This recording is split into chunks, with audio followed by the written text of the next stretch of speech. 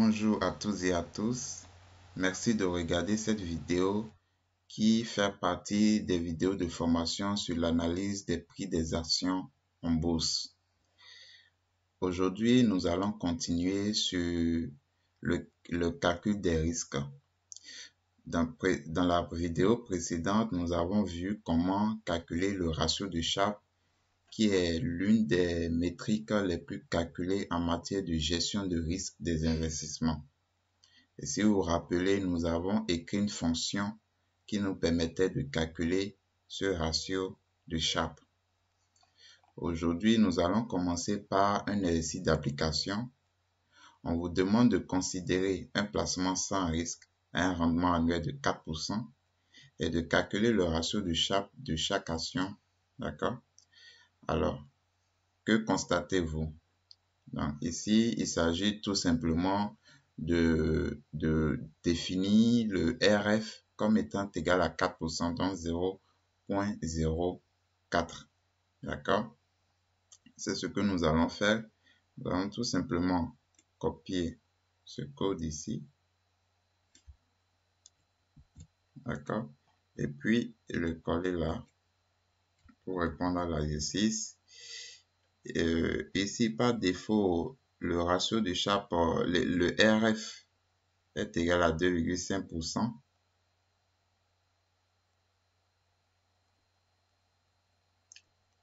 Attention, investissement de 15%. Nous allons faire pour 4% et faire pour 15% et changer pour 15% pour voir comment ça se comporte. D'accord? Donc, ici, il faut définir maintenant le RF. Donc, par défaut, vous voyez que le RF est égal à 0,025. Mais si je veux que vous fassiez le calcul pour 4%, donc 0,04. D'accord?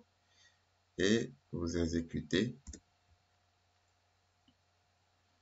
Donc, voici les ratios de Sharpe lorsqu'on considère un placement sans risque à un rendement annuel de 4%.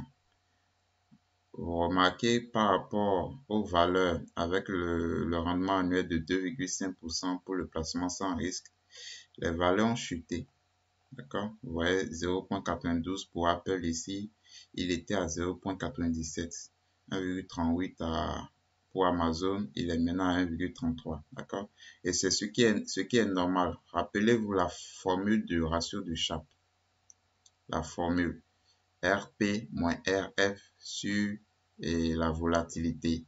Donc, si ce paramètre-là augmente, d'accord, et les deux autres restent inchangés, ça veut dire que le ratio de Sharpe va diminuer. Donc, plus le RF augmente, plus le ratio de Sharpe va diminuer.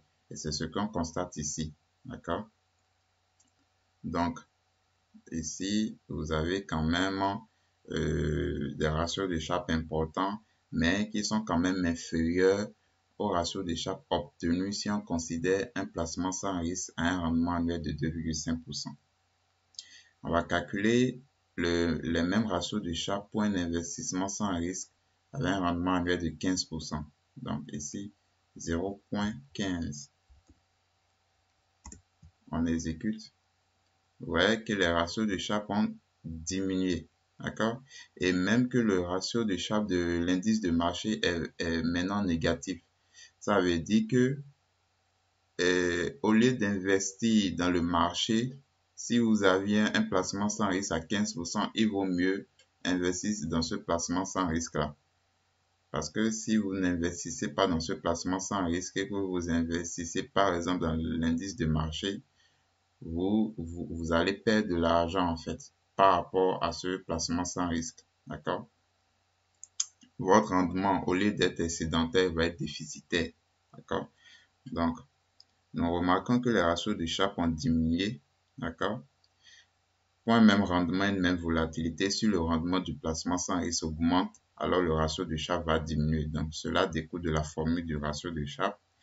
Et dans notre cas ici, nous voyons qu'il vaut mieux investir dans le placement sans risque à un rendement annuel de 15% plutôt que d'investir dans l'indice S&P 500. Il faut comprendre que aux États-Unis et dans des pays, je connais pas le taux pour la France, Mais aux États-Unis, le rendement annuel d'un placement sans risque tourne autour de 3%. Quand vous prenez les bons du trésor, les obligations, les comptes épargne, ça tourne autour de 3%. D'accord? Par contre, dans certains pays de l'Amérique latine, par exemple le Brésil, vous avez même des placements sans risque qui vont jusqu'à 10%, qui sont supérieurs même à 10%. Donc, cela dépend de comment les autorités veulent attirer les investisseurs et d'autres paramètres aussi comme la monnaie, tout ça. Donc, je ne vais pas rentrer dans les détails. D'accord? Donc, j'ai mis ici un lien que vous pouvez regarder et voir un peu la crise financière mondiale de 2007-2008, comment cela s'est produit et comment les États-Unis ont tiré les conclusions de cette crise-là. Et aujourd'hui, les placements sans risque sont vraiment à un faible rendement annuel. D'accord? Donc, vous savez à présent calculer le ratio de Sharpe qui est l'une des métriques les plus importantes, les plus utilisées en matière de gestion de risque d'un investissement financier. Maintenant, nous allons calculer le ratio de Sortino. Le ratio de Sortino, en fait, il vient corriger un peu le ratio de Sharpe. En effet, dans le ratio de Sharpe, vous voyez, dans la formule du ratio de Sharpe, vous avez ici la volatilité de l'investissement. D'accord? Soit un portefeuille, ça peut être un portefeuille ou une action. Mais cette volatilité prend en compte aussi bien les écarts positifs à la moyenne que les écarts négatifs. Donc, l'écart type ici, là, il prend en compte aussi bien les hausses que les pertes, d'accord, en matière de rendement. Et ce ne sont pas les hausses, d'accord, qui inquiètent l'investisseur.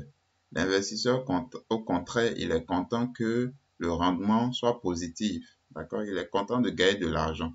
Ce qui l'inquiète, lui, plutôt, c'est de perdre de l'argent. Il veut pas perdre de l'argent.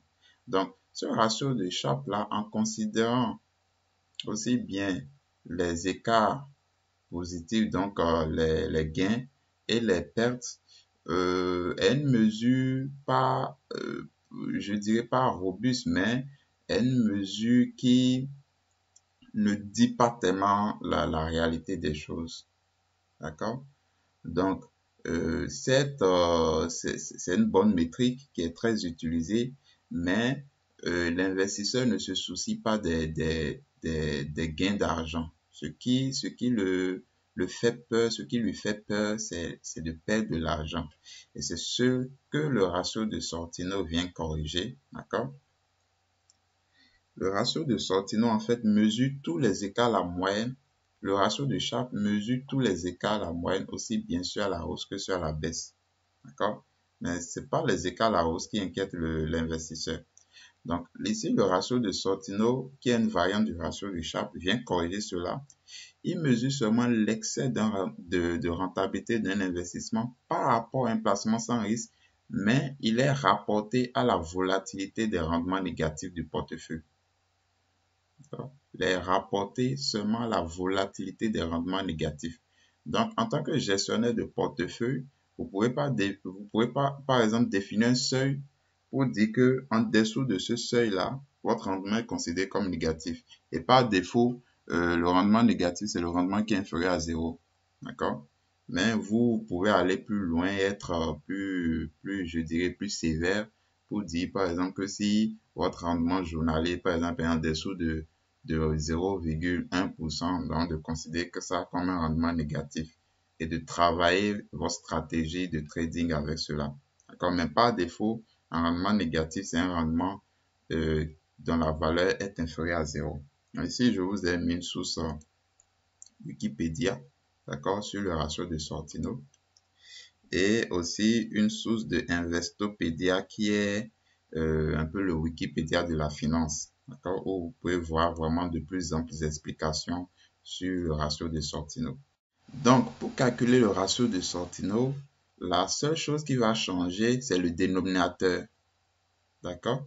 Le dénominateur ne sera plus les cas types, comme on sait le calculer de façon naturelle, mais sera plutôt les cas types des rendements négatifs, des rendements définis comme étant négatifs. D'accord? Donc, par défaut, les cas types des rendements inférieurs à 0. D'accord? C'est ce qu'on appelle la semi-variance. La semi-variance. D'accord? Donc, nous allons, ou bien semi-écart type. Donc, vous savez que la variance est le carré de l'écart type et l'écart type est la racine carrée de la variance. Donc, vous allez voir dans d'autres documents pour mesurer le risque, ils utilisent la variance et dans d'autres documents, ils utilisent l'écart type. D'accord? Bon, officiellement, c'est l'écart type puisque l'écart type est quand même dans la même unité que le prix de vos actions. Donc, si c'est en dollars, ce sera en dollars aussi. Donc, c'est pour ça, il est plus facile, on interprète mieux avec l'écart type. D'accord? Donc, les deux mesurent la dispersion. Donc, nous allons calculer le ratio de Sortino. Pour ce faire, nous allons, comme nous l'avons effectué, nous allons créer une fonction pour calculer le ratio de Sortino. Donc, ce sera pareil un peu à la fonction du ratio de Sharpe avec quelques spécificités. Donc, définition de fonction. On va nommer ça Sortino ratio. Donc, pour dire ratio de Sortino, ça va prendre comme argument la série, d'accord, la série des rendements journaliers, le seuil.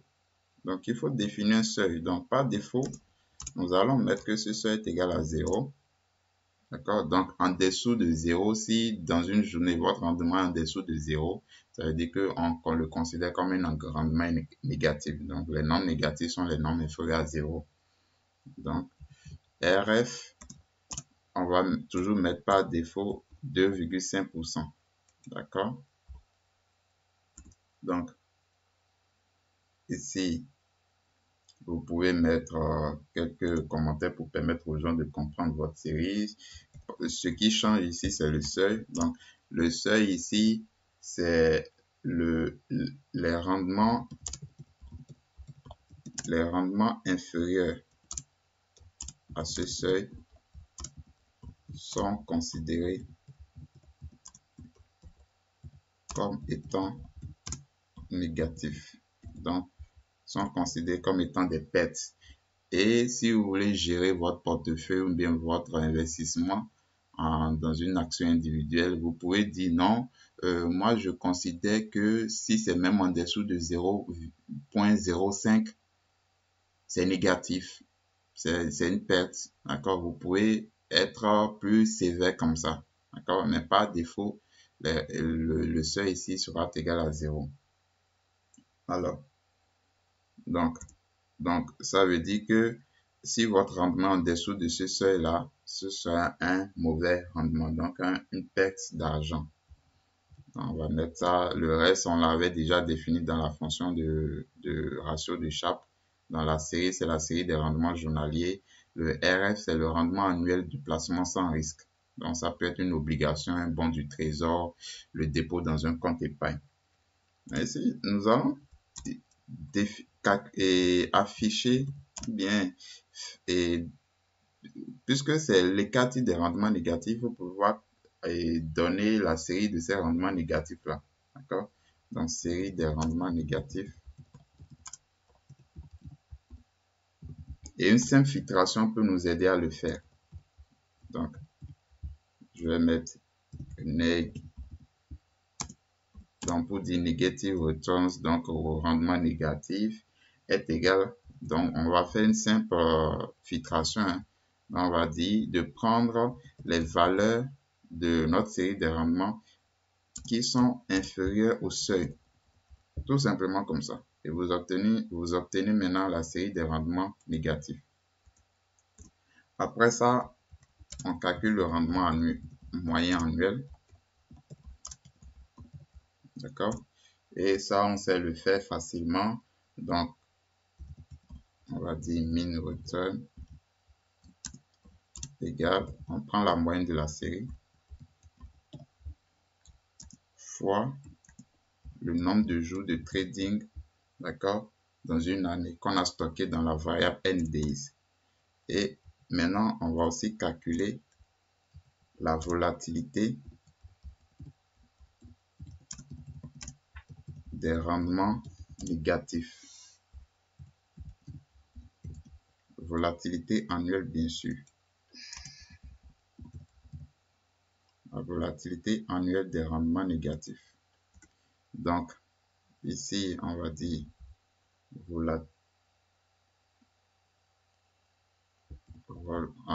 volatilité annuelle, d'accord, c'est égal, c'est cette série qu'on va utiliser maintenant, pas la série originelle. Donc, make returns, d'accord, on prend les cas types et on fait fois la racine carrée du nombre de jours de trading dans une année, d'accord.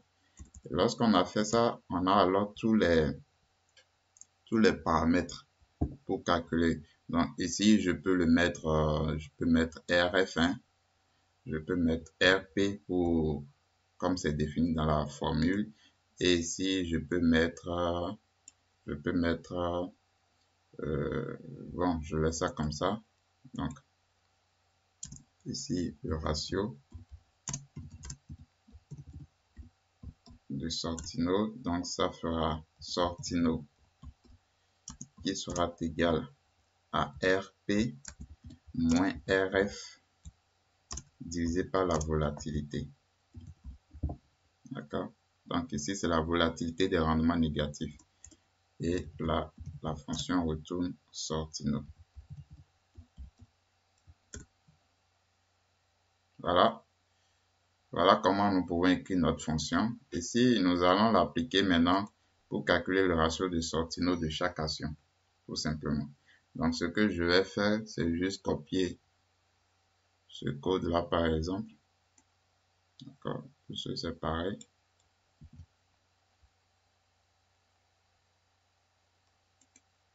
Et venir le coller là. Donc, ici, ce n'est pas le ratio de Sharpe, c'est le ratio de Sortino. Est égal à rond. Donc, Sharpe ratio, donc ici, c'est Sortino ratio.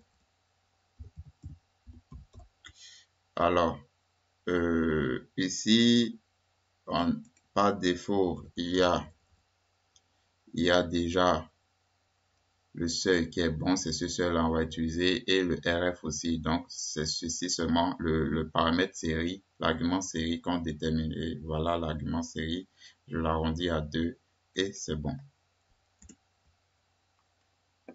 Donc, vous voyez, voilà.